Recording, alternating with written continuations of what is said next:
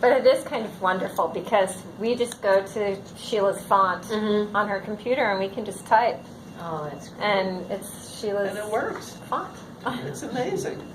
It's really So, lovely. yeah. So, are there any other questions? Yes, ma'am. I'm Rachel. I'm her daughter. I'm curious about your imagery before the imagery before your injury was a lot of horses and big woodcuts, and I remember seeing you in your studio, and it was so physical. And now your work is obviously smaller scale, but it's still got a lot of energy in it. And I noticed the imagery is very much like, I can tell they're all portraits, self-portraits, I can tell. Whereas before they weren't. I just was wondering that shift. Can you just talk about that a little bit? Well, since I'm doing work about I consider this a visual diary, this artwork.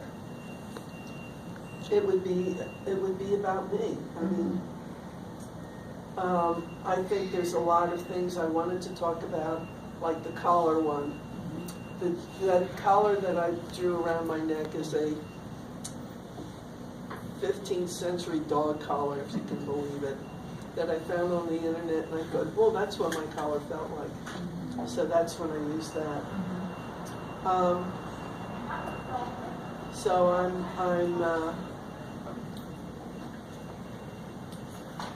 it's still about me, but it's about me being a quad. And maybe now that I'm starting to do cactus plants, maybe it'll change. Maybe I finally got adjusted. And I'm tired of being so literal about myself. But they're all, by the way, there were two up here, up in the show, that are colored, and they're lithographs.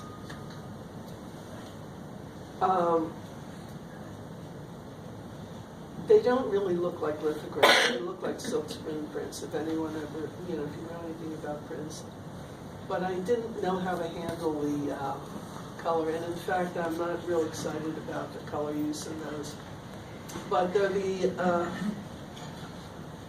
they're two that I really like, and I think I'll probably go back to that imagery again eventually, because I like that imagery, but I didn't feel real successful about the way I portrayed them. I mean, they're nice prints, but it wasn't really what I wanted. So, I don't know if I answered your question. You did. I didn't really have a question. It was just more of an observation, and I was curious what you'd say. I have a question. Uh-oh. No, so, Alan came, when I got my MFA, Alan came to my review, and he was one of the few people who asked a question. I can always count on Alan to ask a question. Go, Alan. So, your accident was traumatic. Yeah. And there was a period in your life when you just weren't willing to kind of re-engage. You think? Oh, yeah. You were just, I'm not going back to work. Oh, yeah. We were all twisting your arm. What do you think got you willing to do that To go back to work? just to re-engage, yeah. Well, a number of things. First, Bill said, you have to go back to work. And I said, well, I don't know, blah, blah, blah. He said, you have to go back to work.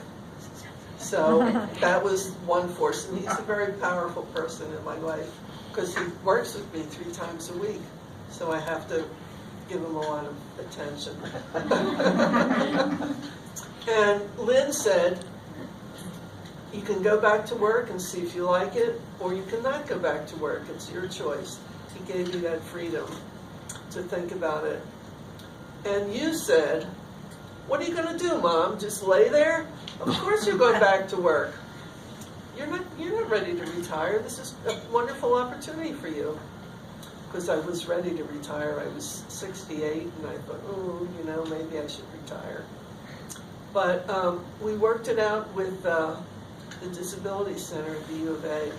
They provide a helper for me in my classroom, and a helper for me, who's Katie, in my home studio. So I can make work at home, and I can also teach. And I must admit, when the first day I went back to work, I was pretty scared because I hadn't, you know, if you don't do something for a long period of time and then you start it up again, it's a little daunting. So I just went in there, I told the students what happened, that I'd be happy to talk to anyone about anything, any questions they have. I also said I can't speak loudly, so you'll have to, when I say hello, listen, you have to stop. And they've been wonderful ever since. I have very good students that really listen to me. It's amazing.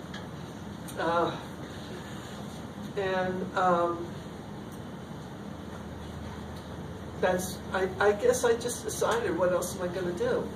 I mean, I don't remember anything other than a lot of encouragement from you and Lynn and Bill and Rachel. So we're all going to suffer some level of adversity at some point in our lives. Is there any message there in terms of going back to work other than find a supportive network, or that you just got to be lucky that people nudge you all day long until you give up and just do what they tell you to do, or was there something else there? Well, I'm probably one of the most stubborn people you'll ever meet. So that had something to do with it.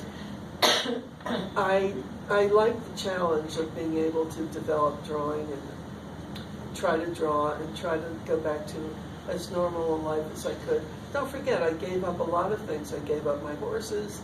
I gave up my gardening, traveling, going out to dinner at the drop of a hat, you know, clothes, all the important things in life.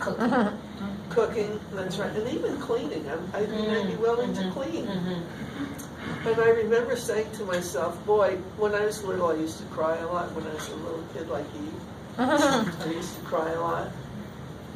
And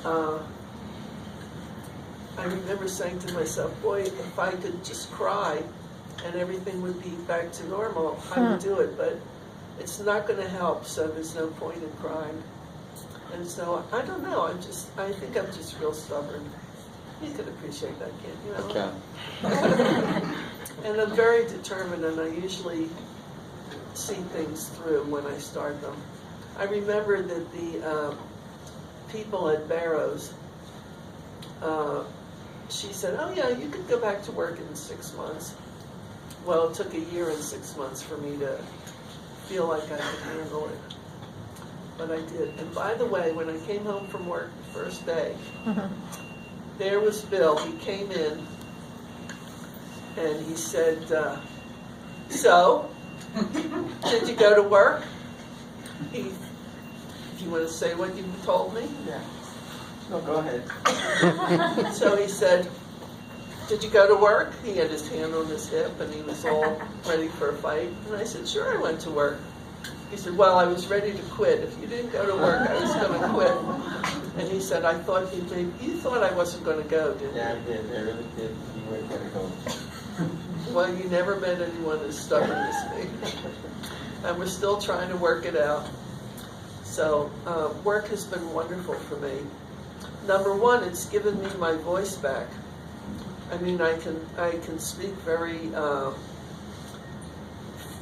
loudly and clearly, I think, because of teaching, because I have to speak like that in the group. And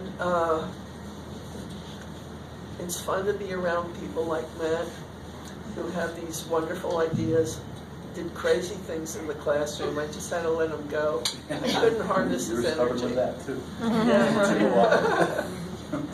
right. And so that was, there's just been a whole combination of things. But work engages you in the world. And that's what I've discovered, that when you work, you feel like you're part of the world.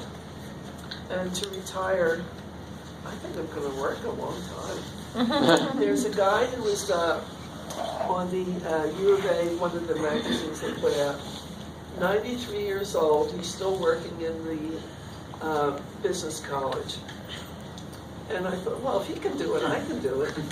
So for my art department, they're going to have me for a long time. You guys are going to retire before I retire. It's a possibility. Not fair. Yeah. My question is, once you came back to your artwork after your accident and you finished your first piece, do you remember how you felt? And did it lead you to wanting to create your next piece right away, or did you need time in between? Well, may I have some water? That's an interesting question. I sound like a politician, don't I? I always say that.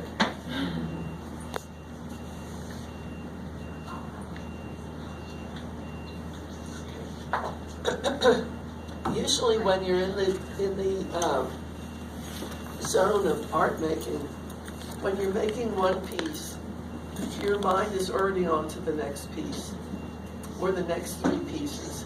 They just lead into the next piece. And that first one, the two hands piece, was quite a thrill that I could see that I could draw. And I wanted to see where it would go. So I had a very, very, very productive 3 or 4 years of art making. I'm slower now. There's more things to do from the department, you know, like filling out forms and being in the committee and all that stuff. But there was maybe a surge of energy that lasted maybe 4 years, 5 years, where I was making a lot of those pieces. And just, it's amazing how one thing leads to another.